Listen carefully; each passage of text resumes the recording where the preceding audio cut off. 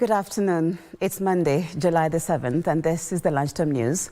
On this day that tension gripped several towns in the country in the wake of the planned Sabasaba Day protests, Nairobi CBD was a no-go zone as police mounted roadblocks on all roads leading to town, and security was also beefed up in several towns across the country to curb the protests. We'll be bringing you updates on the current situation across the country. My name is Yambo, and of course standing in for my colleague, that is Doreen Arange. On the sign language interpretation is Lucy Maura. And so we want to begin the news with a spot check on what is happening on the ground with my colleague, that is Giverson Maina, who is in Kangemi. He's just going to be bringing us up to speed with what is happening over there in as far as the protests are concerned.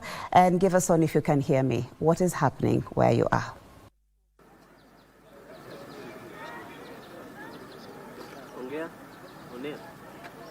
Now we're coming to live from Kangemi along Wayakiwe, where the protesters just behind me, about 400 meters away from where I am standing, are trying to make their way into the road, or rather the highway, and police are standing where I am right here just to make sure that the protests do not spiral onto the highway. And so if my camera person can show you this. Of course, you can see even the police with this water cannon just behind me, and several policemen and even women are just here just to make sure that these particular protests do not spiral. Because as you can see, I don't know whether you can see that shot, but the protesters have thrown a lot of stones barricading this road, and so anybody trying to come from town and accessing these Wayakiwe, maybe for example, maybe to Kino or to Kikuyu, that is not possible through this road, because at Kangemi it's a no-go zone. Police are here.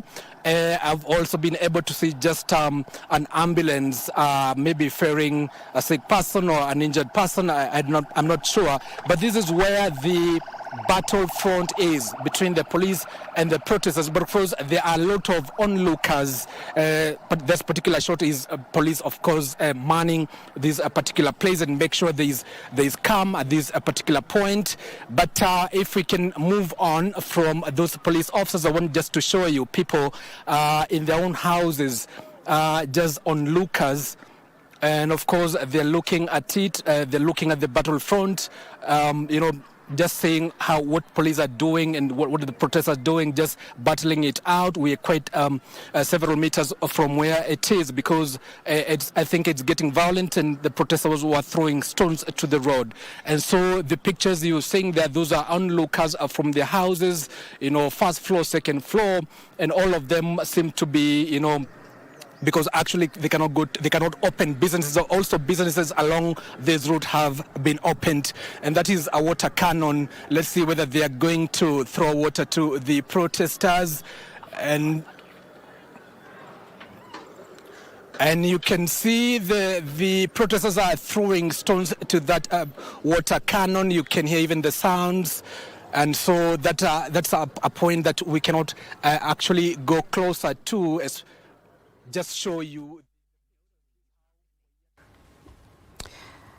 Thank you, Giverson Maina, for that report and the updates. Giverson Maina talking to us from Kangemi, just telling us what is happening in as far as the protests and also security situation in that particular place. Of course, we still have more to bring to you in as far as the live updates are concerned.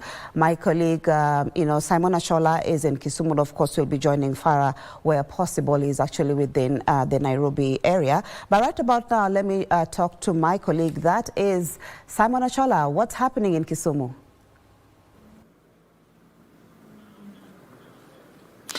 Fantastic, Marie Yambo. This is a new normal in Kisumu County. Residents, of course, are going about their business as if there's no demonstrations in other parts of the country. And, of course, that has been the picture of the last couple of times when the members, or let's say other members of the public in other parts of the country have actually gone on a demonstration today. Also, Kisumu County remains relatively calm with nothing much happening in terms of demonstration. We did take a detour in the Kisumu CBD early in the morning, going through Oginga Odinga Street all the way to Kenyatta Avenue, and then eventually to the volatile Kondele roundabout. And what I can assure you, Marie, was that everything was running normally. And most of the residents that we spoke to in the morning indeed did tell us that they call on residents of this region to remain peaceful and calm. And they also insisted that those that actually want to go out and demonstrate, they can actually do so. However, they must not interfere with the businesses of those that do not want to go to the street. They, however, maintained that they have been on the street for a very long time, and it is time for Kisumu County and the wider Nyanza region to actually roll up their sleeves and engage in development activities rather than going on the street.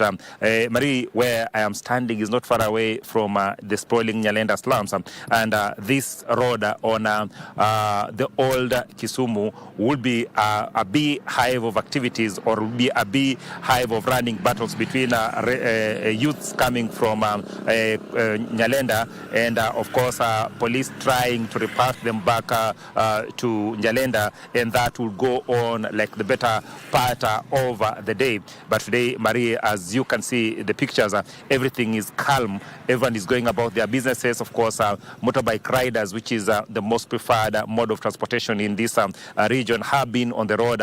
The only speck that we can actually report of, Marie, is the fact that the long-distance public service vehicle that are actually going to Nairobi have actually not left Kisumu today for obvious reasons. Those that are actually were supposed to go to Nairobi early in the morning for fear of what would actually befall the passengers, and those that would actually be using those vehicles have actually opted to remain put here in Kisumu County. And when we went to the main stage terminus today in the morning, of course, most of the buses, most of the small vehicles that are actually used to ferry passengers from here to Nairobi remained put in the main stage, and most of the commuters and the operators that we spoke to today in the morning insisted that they will remain, they will stay put here in Kisumu County up until the time that they will be advised otherwise, so that then they can actually begin their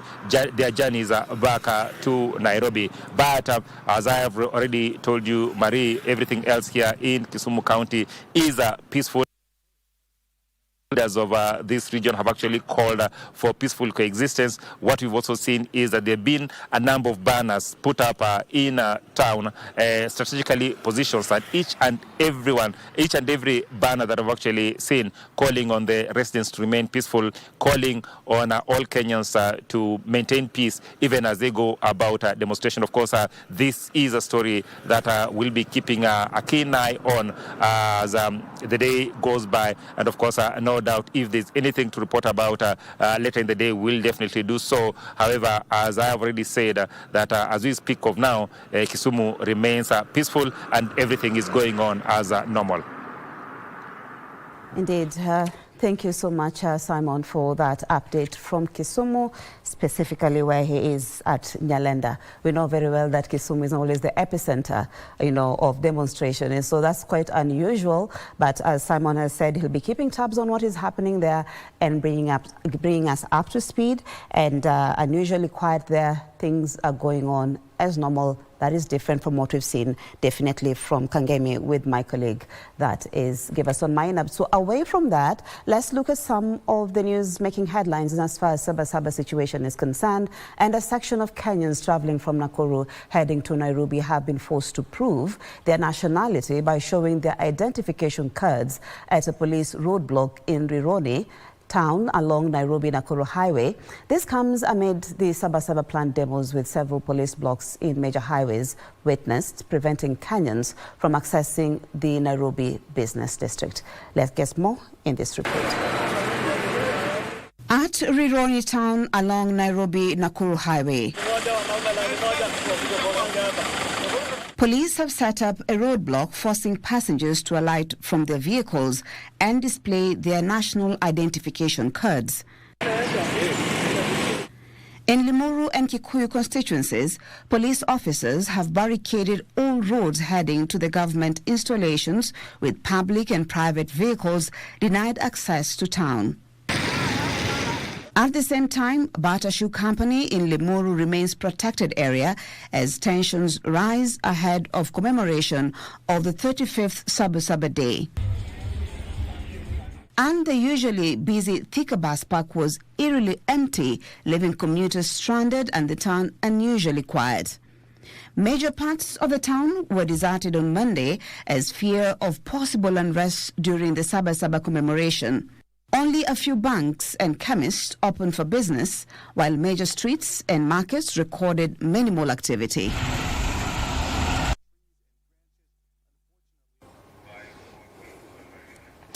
And we head to Thika, where business owners in Thika town have vowed to defend their premises and livelihoods as the country braces for the planned Sabasaba demonstrations today.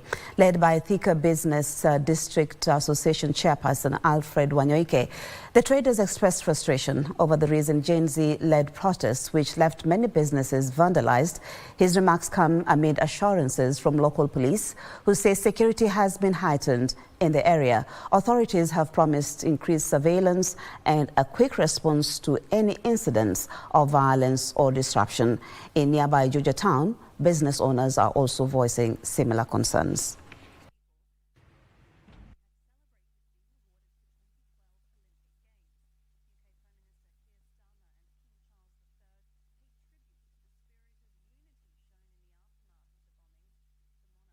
Those who will be demonstrating peacefully and lawfully, we have no problem with them. Let them use their route, let them do what they are doing, let them ask what they are asking for. But for the goons, those who are diverting to shops and businesses, we are ready for you. Afadhali wajaribu juu chini watupatie askari wa kusimama pale na pale, ndio at least hawa waharibu wakose nafasi ya kuingia. Kama mtu kama mimi wakiingia kwa hii duka yangu watoe kila kitu na watuimbie, na hapa ndipo naingia kutafuta hata kitu ya kula na watoto na familia yangu. Hiyo ni kumaanisha tena nimebaki bila kitu. Wale wanaandamana kwa amani, waandamane, waseme hoja yao na walafu wamalize waende nyumbani kwao. And the Njurin Cheke Council of Elders has urged for peaceful conduct during the planned Sabasaba demonstrations scheduled for today. Speaking at the Njurin Cheke Shrine in Ncheru, that is in Tegania West Sub-County, in Meru County, the elders led by their chairman, Adriano Yaro, emphasized the importance of maintaining peace and order during the protests. The council expressed concern over the recent trend of demonstrations turning violent, often destroying property. They warned that such incidents hinder national development and strain social cohesion.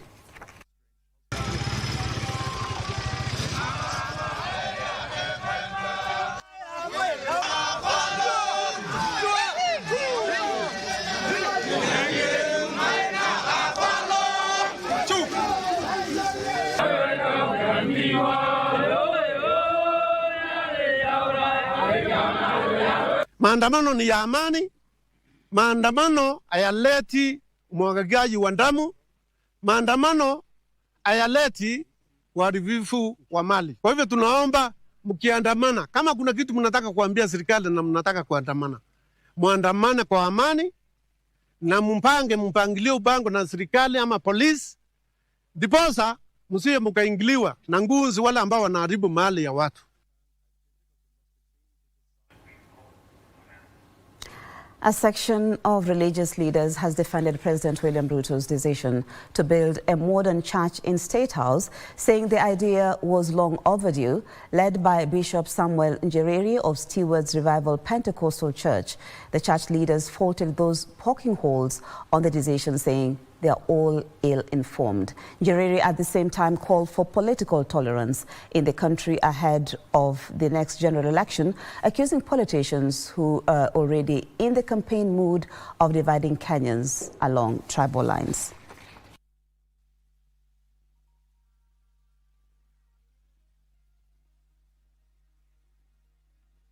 At State House.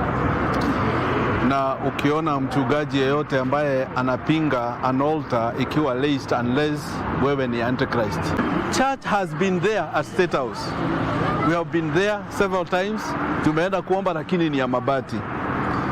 So, ikiwa president anataka kuimprove na ni pesa yake anaitoa, kuna shida gani akiraise madhabahu na anainulia Mungu?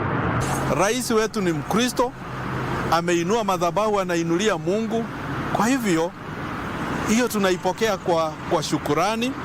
Kama kutakuja rais mwingine wa dini nyingine, hajakatazwa kuweka madhabahu yake, kama ni ya Muislamu, kama ni ya Muhindi, kama ni ya nini. Lakini sasa kwa sababu yeye ndiye ako kwa uongozi, then we are supporting him fully.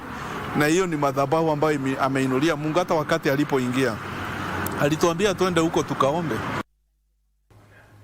Still on the Sabasaba demonstrations, a section of lobby groups in Mombasa County have unveiled a peace campaign and sensitization drive on government funds and procurement opportunities for women in the region. The women leaders from the constituencies of Kiswahili, Nyali, Mvita, Likoni, Changamwe and Jomvu will be peace ambassadors and are expected to traverse the port city, promoting unity, peace and cohesion among Kenyans. They will collaborate with leaders who will sign a peace accord.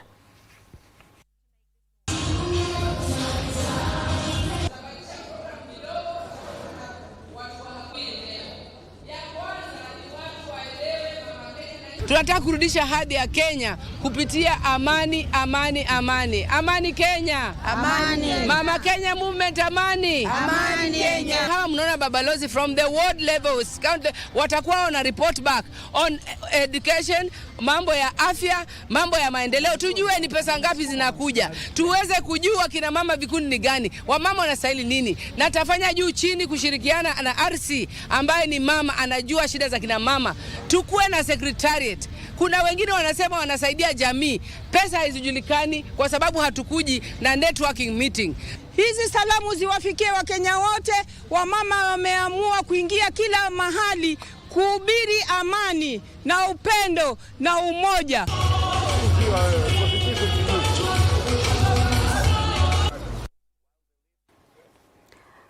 A section of university student leaders is calling on the youth across the country to maintain peace and stop being used to engage in violence and destruction of property. Remy Osoti, a student leader at Multimedia University, claims the protests, which had legitimate agitations, have been hijacked by selfish politicians. The student leaders emphasized the need for non-violent civic action, saying the youth should not be used as tools of political manipulation. Long live! Long live! Comrades, Ria! Comrades, viva! Viva! We remind you for the last time that youth of this nation are now wise enough to see that we have to concentrate on more important things. Comrades, power. Power! If anyone wants to get into power, if anyone gets into power, let them wait for 2027. Yes. Let them mobilize their constituents and vote for them democratically and get into office. Comrades, power. Power. These demos have been interacting with people who have bad intentions. Let us not continue doing the same thing. Let us advocate for different things, better ways of doing the resolutions. Let's say like the town halls, like we just held the one for the NFM. Yes. We can hold such town halls so that we can get to discuss and get to hear from the youth whatever they want. Youth should cease from going to the streets. It's no longer helpful. To other news, where a section of Muslim leaders have rejected a recent ruling that recognizes property inheritance by children born out of wedlock. The leaders, led by the national chairman of the Supreme Council of Kenya Muslims, SUPKEM, Alhaj Hassan Olenado, faulted the Supreme Court ruling, terming it as offensive, unconstitutional and deeply harmful to religion and social welfare. They further say that the court ruling sets a dangerous precedent that will cause confusion, disharmony and social havoc in the Muslim community. They now demand that the Office of the Attorney General file a constitutional interpretation, a reference or advisory opinion to protect religious and cultural minorities from what they claim is judicial overreach.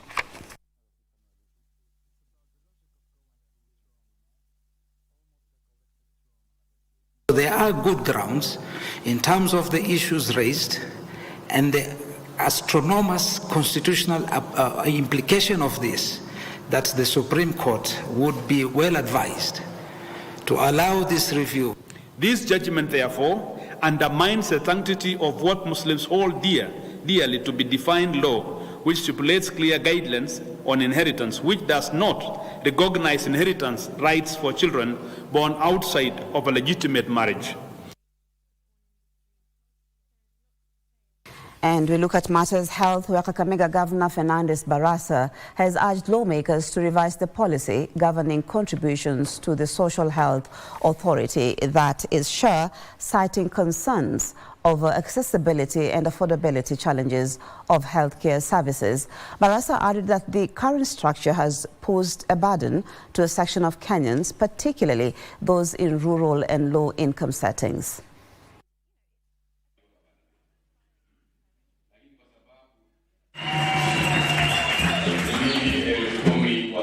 Tumeambia viongozi wetu wote ambao ni wabunge lazima warudi kwa bunge ili warekebishe sheria ya SHA. SHA inaumiza watu, asua ombi la kulipa mwaka mzima. We cannot request kina mama wetu, wazee wetu ambao wako na mapato ya chini kulipa SHA kwa mwaka mzima. So tumeambia wabunge basi wakore amendment kwa hiyo sheria ili malipo ya SHA ikuwe inalipwa kila mwezi. Tumekubaliana pale. A section of leaders from Isiolo County are calling on investigative agencies to safeguard the county resources, which they claim are being misused by the impeached Governor Abdiguyo. Speaking on Sunday in Nairobi, the leaders led by Isiolo South Member of Parliament Mohamed Bedu alleged that funds meant for development had been misappropriated through political patronage, illegal tenders and suspect legal fees.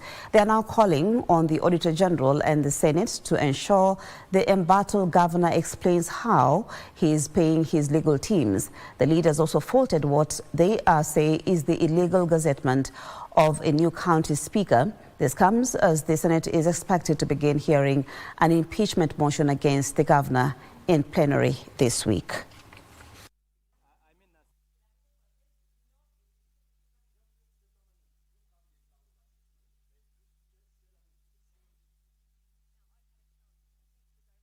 Uphold the impeachment resolution. This impeachment is not just about removing a failed leader. It marks the beginning of a new chapter. Good governance is lacking in Isiolo County. Corruption has taken center stage. All the responsible institutions stand firm and Okoa Isiolo. An investigation team should swing into action, stop everything else which is happening until, because this is a man with a case hanging on his head. So there is no reason how they can be able, he will be let to access the funds of the county government hata mshahara ikae until hii mambo ifike Senate. To matters environment, where youths in Busia County have been challenged to take an active role in environmental conservation initiatives as part of efforts to meet the presidential directive of planting 15 billion trees by 2032.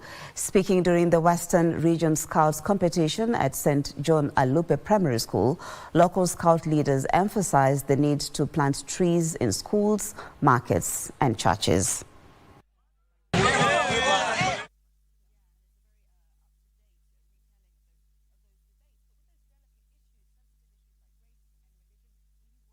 I also want to encourage you, the young scouts. We are so much energetic. As you go back to your home or to your school, kindly embrace that. Plant more trees so that we conserve our environment. I want to urge all those who have the same role to partner with the Kenya Scouts Association. We are here to offer voluntary services. Busia County Director of Education James Elkayo has lauded STEM outreach programs spearheaded by the Center for Mathematics, Science and Technology for East Africa, that is SEMESTER, saying it will play a key role in achieving a 60% transition into the STEM pathway. El Cayo praised the initiative for nurturing creativity, problem-solving skills and innovation among young learners. He made the remarks at Kisoko Girls Primary School during a hands-on teacher learning training session.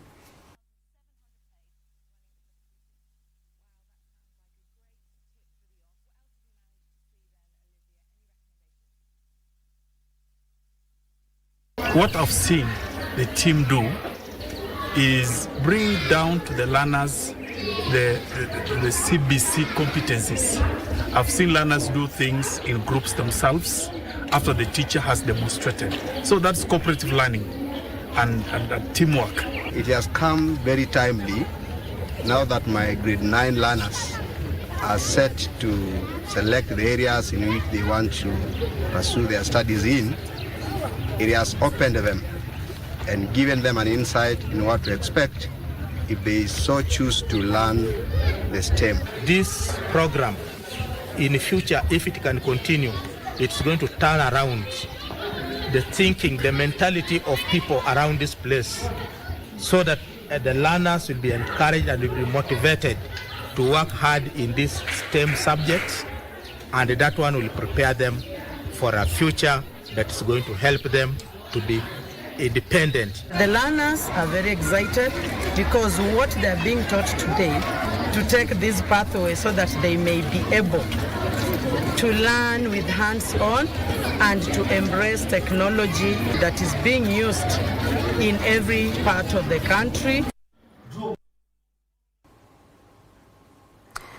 The family and friends of 25-year-old Victor Otieno are demanding justice following his tragic death during the Gen Z-led protest in Ruiru on the 25th of June.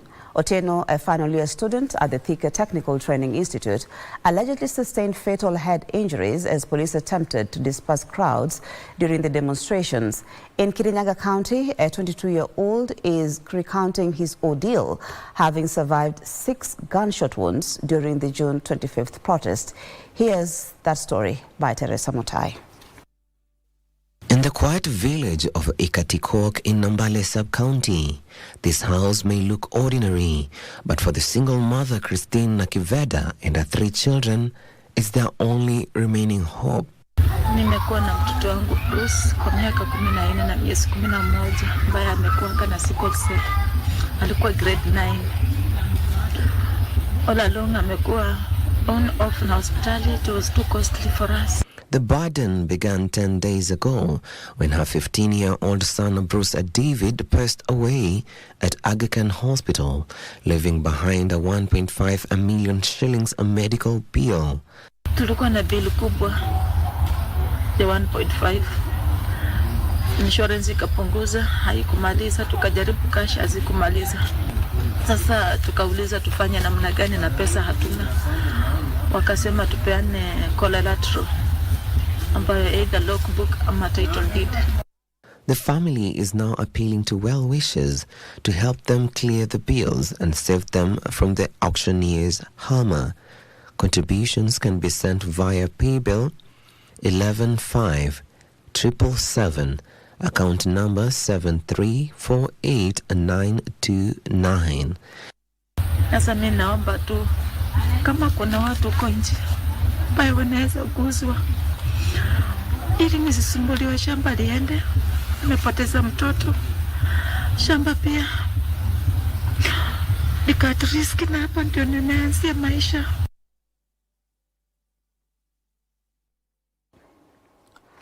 On that note, we take a break, but we'll be back with much more, including sports. Stay tuned.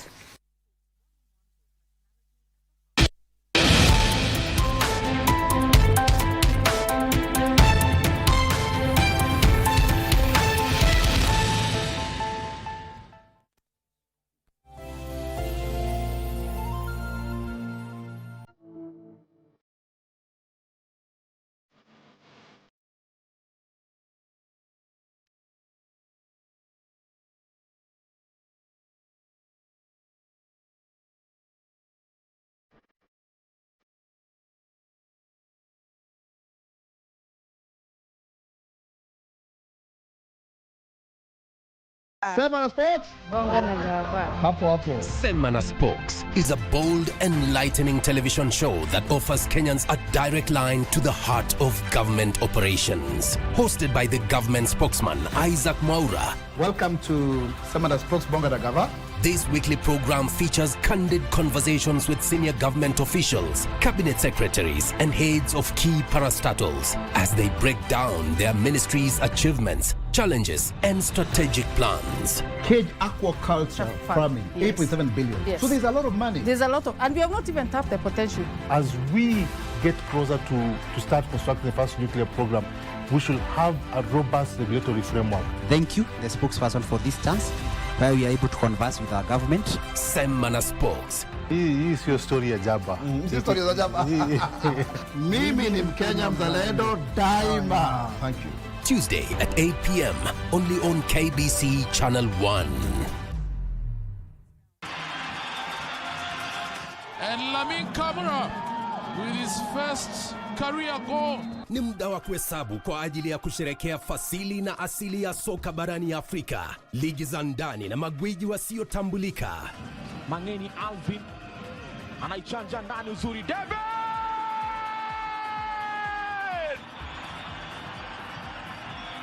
Michuano ya CAF ya mataifa ya Afrika 2024 ni njia ya kuzindua kupanua mtandao wa wachezaji ulimwenguni.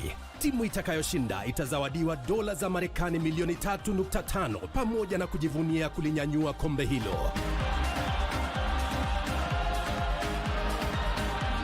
Pata manufaa zaidi kutoka kwa CHAN 2024 mubashara na kipute cha kipekee kwenye runinga ya KBC Channel 1, mwenzio wa dhati michezoni.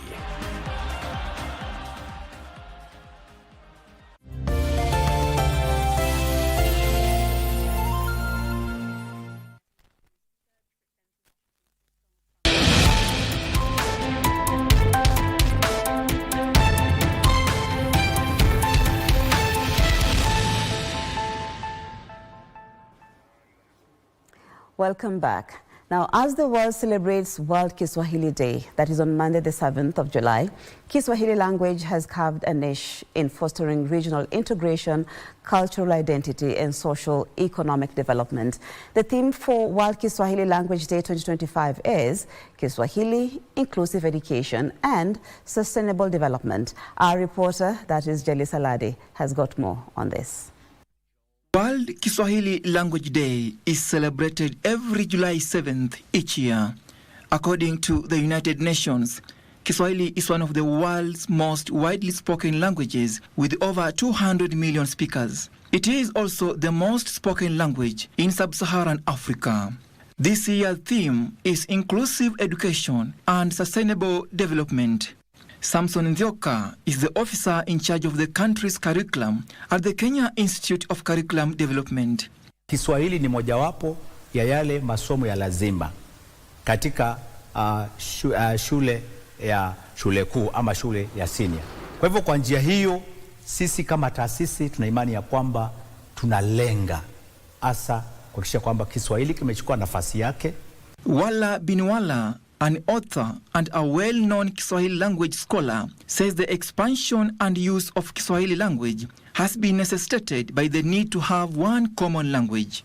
Ugomvi mara nyingi sana ukilinganisha na mataifa mengine kwa sababu ya kukosa lugha moja thabiti, imara, muhimu ya kutuunganisha sisi sote. Through the use of Kiswahili language, citizens from different countries have managed to carry out trade efficiently as there has been common understanding. This is Busia, a town along the Kenya-Uganda border. Residents here have embraced the use of Kiswahili as a medium of communication. Kiswahili imesaidia kwa biashara kwa sababu hata soko yenye iko karibu na mimi hapa saizi, Mganda wa hapa anajua lugha ya pesa. I'm learning Kiswahili because Kiswahili is a language in Kenya or in Busia, Kenya, which unites all people. Now, how often do people speak Kiswahili language? I prefer Kiswahili more than even English. So I think na embrace so much. Kila siku, kuanzia asubuhi hadi jioni. Sidhani kama anaweza acha kuzungumza Kiswahili pale nyumbani. Hezron Mogambi is a lecturer at the University of Nairobi. Mogambi feels that more has to be done to ensure that Kiswahili language becomes the most pivotal language worldwide. Wengi zaidi wanaendelea kutambua kwamba hii ni lugha yetu, ina uhusiano mkubwa na utamaduni wetu, na kwa hivyo tuipende kama tunavyopenda lugha zetu za kienyeji. Kwa hiyo Kiswahili kina nafasi kubwa, ikikubaliwa hivyo, kuchangia katika mshikamano na amani nchini Kenya. Kiswahili is more than a language. It is a vessel of African identity, unity and culture. Swahili is not just any other language. It is a royal language. It is a sweet language, just as sweet as honey. Let's all embrace the use of Kiswahili. Let's all love Kiswahili. And through that, Kiswahili is going to grow worldwide. Jelis Aladi for KBC Channel 1.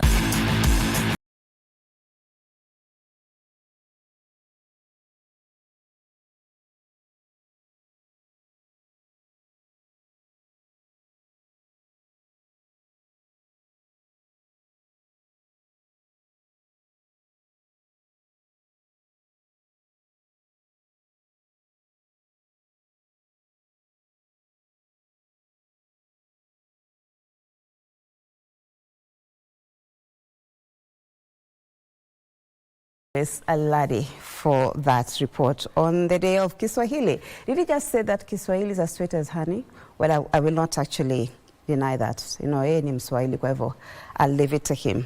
Lakini Kiswahili kitukuzwe. Now let's look at sports, where elite junior golfer Kanana Mudhomi won the Royal Ladies Open at the Par 72 Royal Nairobi Golf Club. The event underscored the potential of junior golfers who dominated the field. Kanana Mudhomi, who is one of the 3 Kenyan lady golfers selected for the Africa High Performance Camp, had a score of 73 gross to better the field that had players from 26 clubs, including players from Uganda and Sri Lanka. I feel happy, and like today things were working out. Like even though like most parts of mine like weren't dropping in the hole, like a lot of my long game was pretty solid, and approaches were quite good today. Mercy Nyanchama, playing off handicap 2, was the gross winner, with handicap 1 junior protege Chanel Wangare the gross runners-up. Previously, we had 1 or 2 scratch players. Today, we have 7. You saw the young girls who have joined the Africa High Performance Program. They are all under 18. They are all playing below 0, minus 0.6, 0.5.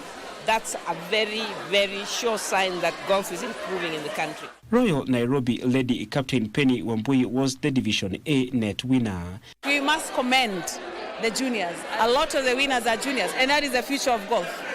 So today was a very competitive tournament because we had a handicap index cutoff of 24.7, which is the first ever in the country. The event underscored the potential of junior golfers who dominated the field. Let's go to the Women AFCON, where South Africa will kickstart the defense of the Women Africa Cup of Nations title tonight against Ghana at the Honor Stadium in Morocco. The game will kick off 3 hours before the game between Mali and Tanzania. Algeria, Nigeria and Senegal secured wins in their opening matches last night against Botswana, Tunisia and the DR Congo, respectively.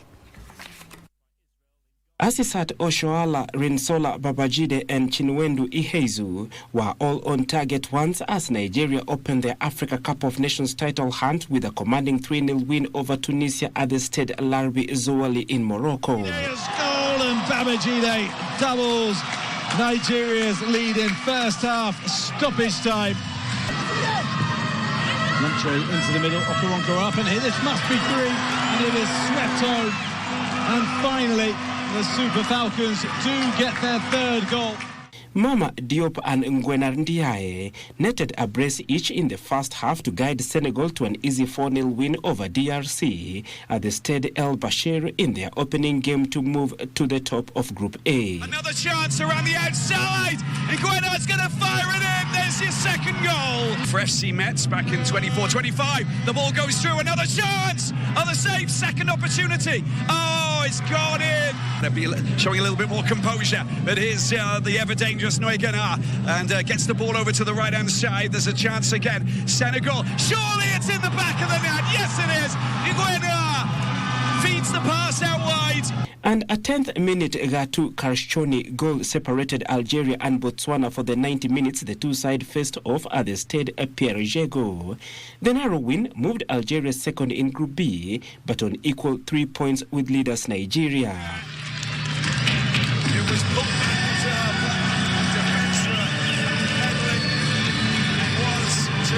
Karshuni goes for goal. It's goal. That's a little. Remember, KBC, your true sports partner, is still bringing you the Women's Africa Cup of Nations live on KBC Channel 1, so you do not want to miss any of those matches. Now, we head to Mexico, where Mexico fought back from a goal down to beat United States 2-1 and retain their Gold Cup title. In Houston, Texas, the Gold Cup featured 16 nations, 15 from North and Central America, as well as Saudi Arabia, who had been invited to compete.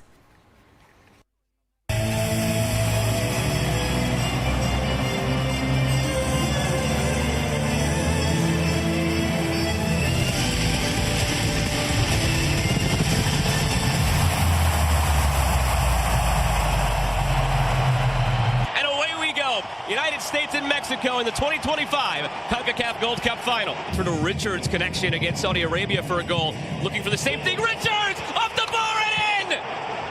Chris Richards opens the scoring for the United States 4 minutes in!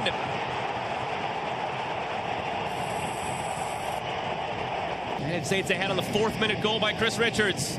Space for Ruiz on the turn. Sneaks it through. Jimenez scores! You knew the response was coming! Raul Jimenez equalizes for Mexico! They've had 11 corners already today. Now from the free kick, whipped in, the header, back post, Alvarez!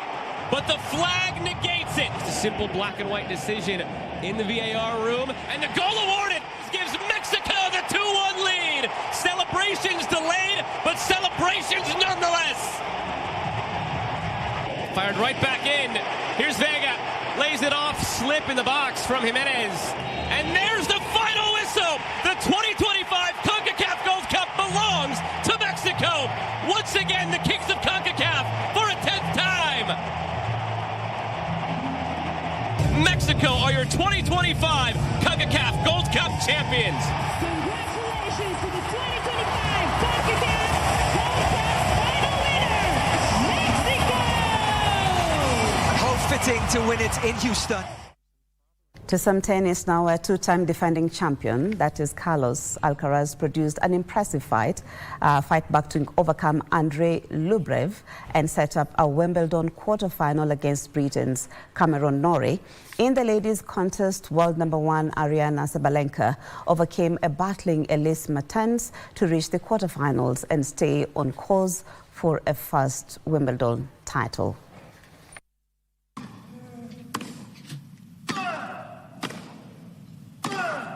Oh, yeah. That's a whole new level. Advantage Alcaraz. Game, 7 match Alcaraz. 3 sets to 1. 6-7, 6-3, 6-4, 6-4. Centre court rises as one. 18 wins in a row now here at Wimbledon. 22 on tour. He hasn't lost in playing time at Wimbledon for over 51 hours, 51 minutes. The three-peat is still very much on. It's a wonderful match, a great battle.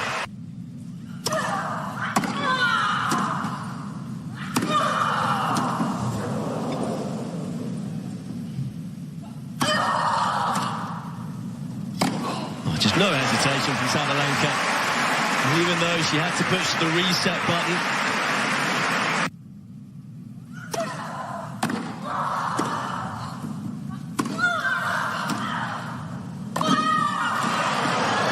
finishing in style. Game, set, match.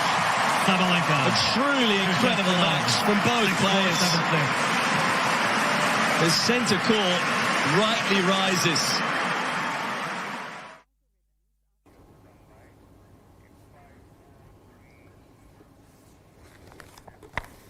And of course, the Women Africa Cup of Nations continue tonight on KBC channel. I do not want to miss it at 7 p.m. where South Africa will be taking it against Ghana. At 10 p.m. we also have Mali versus Tanzania, all happening here on KBC Channel 1. My name is Yambo, and that's where we put a cap on the lunchtime news, but stay tuned for Military Tales.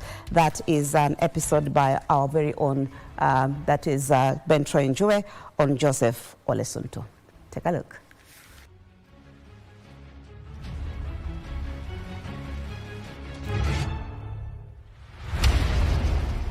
We travel about 350 kilometers from Nairobi to Transmara, West Narok County. Now, in the military, stores officers are very important. They're also famously known as color officers. Reason being, they're in charge of the morale of officers. And by morale, I mean clothes, weapons, and most importantly, food. We are here in Engarianitu, in Transmara, West Narok County, to visit one military officer by the name of John Olesunto, who was a color officer during his time and also served in 3 peace missions in the continent and beyond. Well, we're here to file his story. He has said it's a long way from here, so let's go. We meet a military veteran a few kilometers from his home, and we have to trek half an hour to get to his homestead. The residents of Nkorianito are majorly pastoralists, and we pass by his herd of livestock grazing a short distance from his home.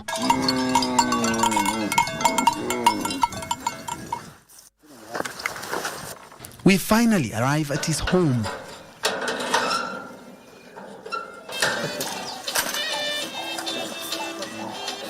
Karibuni. Asante sana bwana Joe. Basi kwa majina ninaitwa retired senior sergeant John Olesunto. Nimesaliwa mwaka wa 1961 upande wa Megwara location Transmara sub county, Narok County. After his early education, Olesunto was lucky to be enrolled in the military. Mwaka wa 84 niliajiriwa kazi ya jeshi. Nilipotangazwa nikaenda Narok, nikaajiriwa. Nilipoajiriwa nikaenda training FTC. Saizi inaitwa KMA. Nikafanya training pale miezi 6, nikamaliza. Nilipomaliza nikapelekwa transfer kutoka recruit, nikaenda kikosi cha kwanza One Care. Nimekaa pale miaka karibu 25 katika One Care. Ulijiunga na One Care? Yeah. Ni majukumu gani ilikuwa ya kwanza ya wewe kufanya? Mimi ni trainer za infantry na niliingia katika infantry unit nikiwa rifleman. Lakini baadaye mimi nikakuja nikaingia kwanza Skinola, nikafanya training ya Skinola for 9 months. Nikamaliza. Nilipomaliza ndio nikaenda Namibia, nikajiunga sasa, nikaenda tena change trade, nikaingia katika stores logistics. So nikaingia katika administrative.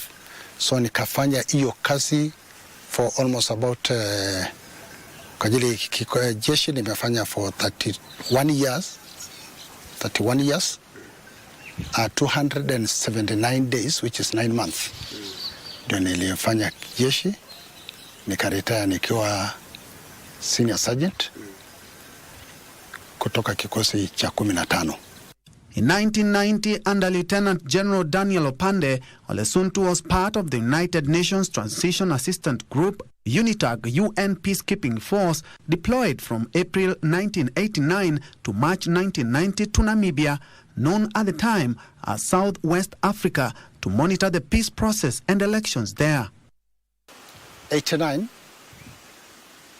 nikafanikiwa nikaenda Namibia, tukafanya kazi pale, na hapo ndio jeshi letu lilinua jina la Kenya juu. Hata wazungu walikuwa wakiangalia, wanasema kweli jeshi la Kenya liko na watu wenye discipline ya hali ya juu na well trained.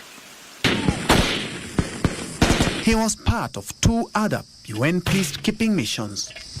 Tukakuja tukaenda AMSOM 2013 December. Umeweza kwenda katika peace mission 3. Kazi yako hususan ilikuwa ni gani na ni yapi uliweza kuyaona huko? Wakati nilipoenda nilikuwa rifleman. So hapo kazi ilikuwa ngumu because tulikuwa tunaenda kuweka wale watu wajue ya kwamba independent ni nini.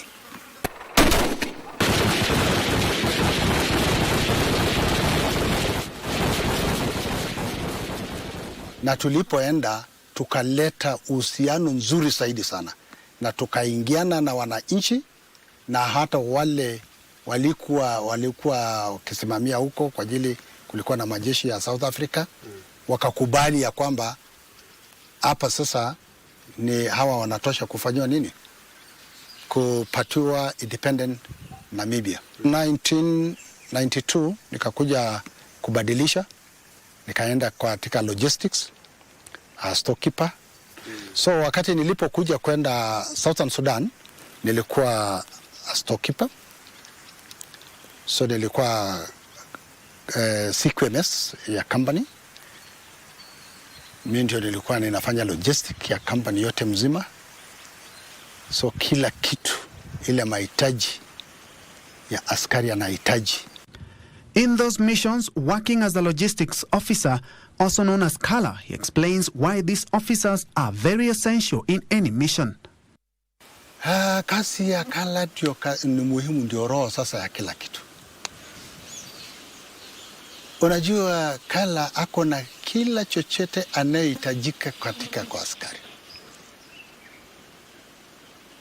Yeye ndiye ako na chakula, ako na mafasi, ako na viatu, ako na chochote ile ina askari anayohitaji kuanzia mguu mpaka kichwa.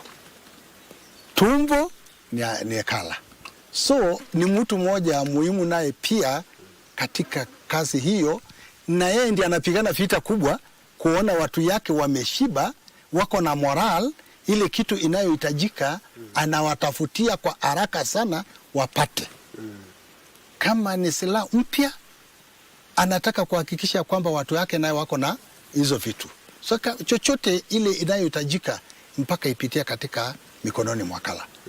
Na ndio sasa unapoangalia yeye ni mtu, yeye ni kama sasa mama ya kila mmoja. Tulikuwa tunafanya kazi usiku na mchana kwa ajili wale watu wako huko mbele wanahitaji mahitaji kutoka kwetu. Na sisi lazima naye tukasike pande hii na hawa nayo wapate kufanya kazi pale mbele. And having seen war firsthand, he enlightens Kenyans on the essence of peace. Amani ni kitu moja mzuri sana. For example, ukiona tu hata nyumba peke yake kifaragana. Kanyumba tu kadogo kifaragana.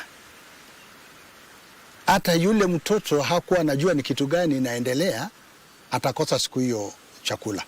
Because mama amefaragana na mzee na hivyo. Sasa unaona tu hapo ni ka small portion ya mafaragano. So amani katika nchi inahitajika zaidi sana, tuwe watu wa amani, na tunaomba Mungu kwa ajili Kenya letu ni watu wa kupenda amani. Tumeenda nchi za nje tukileta amani. So amani ni kitu moja muhimu zaidi sana. After 31 years in service, he admits reintegration back to the society was a challenge at first. Sisi ni watu wa timing. Kitu cha kwanza timing. Mimi nikiambiwa mkutano inakuwa saa fulani, hiyo saa nimefika. So ninapofika katika hiyo mkutano unakuta watu wengine bado hawajafika, huwa inanisumbua zaidi sana. Why? Kwa nini hao watu hawezi keep time? So kukop up na hii timing bado haijaingiana mpaka saa hizi. Saa hii niko na karibu miaka 9, 10 na haijaingiana. He challenges young soldiers to take advantage of the numerous opportunities in the forces to better themselves. Nafurahi sana kwa jeshi na ninawapenda zaidi sana. Kitu cha kwanza nilienda kuendelea na masomo. Masomo yangu vile nilipotoka nilikuwa darasa la 7, lakini nilienda kusoma mpaka sasa nimetoka nilikuwa equivalent of a person who is ako na diploma kwa ajili ya masomo. Kitu naona kwamba ilikuja kufungua wanajeshi macho ni wakati wa Tonje. Tonje alifanya kazi nzuri zaidi kwa wanajeshi na alibadilisha mambo mengi zaidi sana, na ikawa sasa wanajeshi ndio wakaanza kujijua kwamba kumbe, na ukaona matraining zingine zikikuja zikifundishwa ya kwamba there is one day and one time utawacha jeshi na utaenda kuungana na raia. The father of 4 is now in his retirement but still keeps himself busy. Niko na mke moja na niko na watoto 3 na 4 nimeadapt. Niko na ng'ombe zangu. Nafanya kazi kidogo kidogo. Huwa ninapenda kusoma Biblia. Mimi ninapenda nyimbo sana za dini, tena mimi ni mwalimu wa nyimbo. Rasenga yes ya yenye tongolongi ile warengolonge na bishana na kusabato. And as we leave Narok County, it's evident that this former soldier is still very energetic and wants the best for the country. For Military Tales, I'm Ben Troyenjue.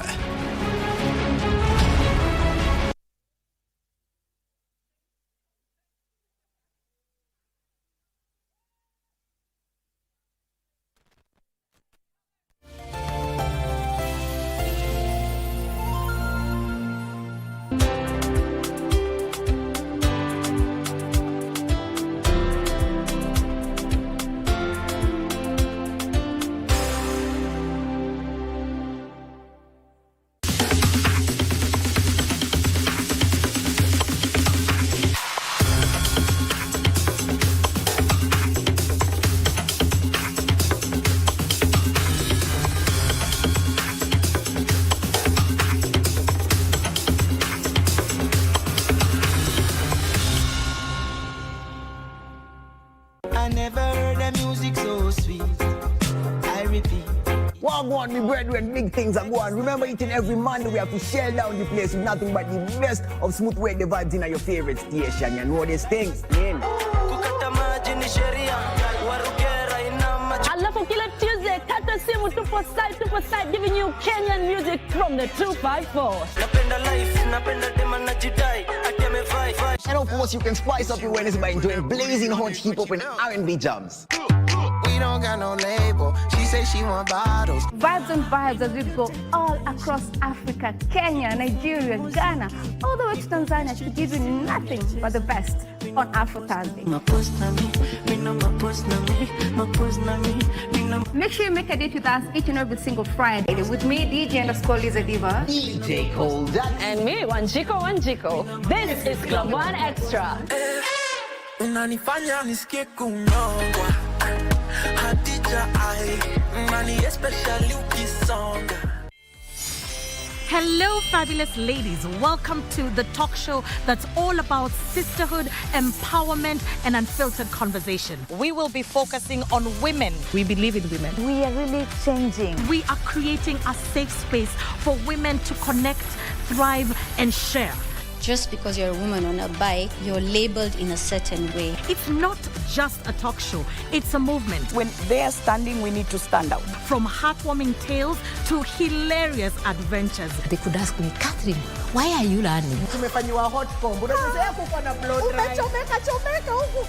We are turning the spotlight on women who are breaking barriers in their individual fields. You have to have a vision. You are the leaders of Kenya today. Keeping it honest and relatable. Mental health is real. Yes. Where there is no communication, there is no relationship. Join the sisterhood on KBC TV for Dada's show.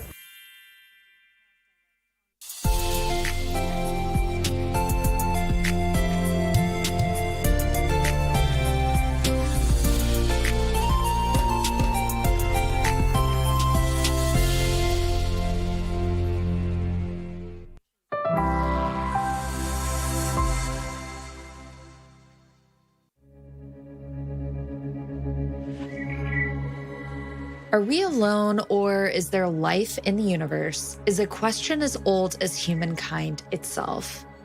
Gazing to the stars each night and wondering who and what else may be out there. Today, we know of thousands of recently discovered planets called exoplanets.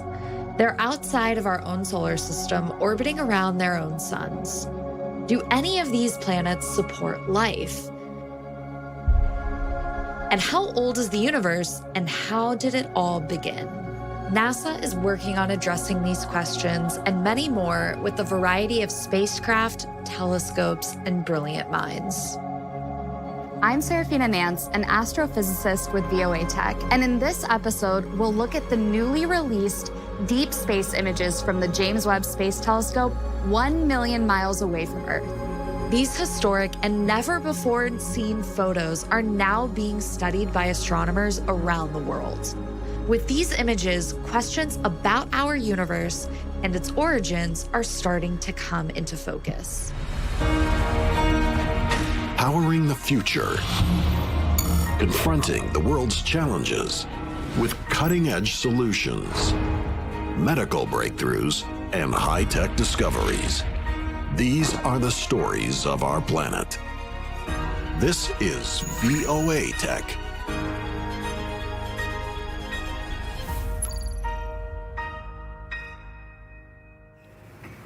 T-minus 10, go for main engine start.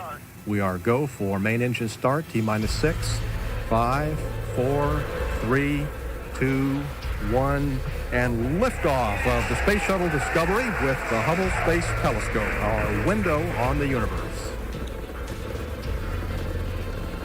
Standing by for SRB separation. The successful launch of the Hubble telescope into space on April 24th, 1990. Go ahead, Houston. 3 decades later, Hubble continues to be an important space observatory and vital scientific research tool for astronomers. It's located 547 kilometers, or about 340 miles above the Earth, and orbits our planet once every 95 minutes. To date, Hubble has delivered almost 2 million observations, its images deepening humankind's knowledge of the universe. Dr. Jennifer Weissman is the senior project scientist of NASA's Hubble Space Telescope mission. The biggest discovery over time that Hubble has made is that our universe as a whole is changing. We can use Hubble like a time machine. You know, everything we look at, we're seeing it as it was when the light began its journey to us. So when we look at other galaxies outside of our Milky Way, we're looking at them as they were millions of years ago, and sometimes for the most distant ones, billions of years ago. We think the universe is about 13.8 billion years old, and we're seeing galaxies from within that first 0.8 of the 13.8 billion year history of the universe. We've even used Hubble in collaboration with telescopes on the ground to realize that the expansion of the universe is actually getting faster. It's accelerating through something we call dark energy that's not fully understood. That brought a Nobel Prize to its discoverers. So Hubble has really helped us pin down the expansion rate of the universe, its accelerating expansion, and the phenomena closer to home as well. Not resting on Hubble's amazing achievements alone, NASA spearheaded a new mission. A mission that would send a telescope far beyond Earth that could look even deeper into the universe. Standing by for terminal count. And we have engine start. And liftoff. Decollage liftoff from a tropical rainforest to the edge of time itself. James Webb begins a voyage back to the birth of the universe. From Europe's spaceport on December 25th, 2021, NASA launched the James Webb Space Telescope to its new location 1 million miles from Earth. Dr. Matthew Greenhouse is a NASA scientist with the James Webb Space Telescope mission. It will reside at a special spot in space called the Sun-Earth Lagrange point of the second Lagrange point of the Sun-Earth system. It's a mouthful. We call it the L2 point for short. And it's an ideal place for the JWST. It won't orbit the Earth like Hubble. It will be orbiting this spot in space that is about 1 million miles away from Earth in the anti-sun direction. And the reason we go there is that all of the sources of heat on the JWST, the sun, the Earth, and the moon, will always lie in the same direction when we're at the L2 point. And for the JWST to work as an infrared telescope, we have to make it really cold. And I mean really cold, almost minus 400 Fahrenheit. And we had to make the primary mirror out of 18 hexagonal segments, because we found that the size mirror that we needed to do the JWST science was bigger in diameter than the biggest rocket. So we had to adopt something called a segmented mirror architecture that allowed us to fold the mirror inside the rocket. So it has 18 hexagonal segments. Each segment can be adjusted in 7 degrees of freedom. Now, when we have them all adjusted, we'll have one nearly perfect telescope that will collect the light from distant objects and send it to the science instruments that do a little bit of processing on that light and turn it into a digital signal, ones and zeros, that can be sent back to Earth via radio transmission. And those science instruments provide imagery and spectroscopy all across the near and mid infrared spectrum.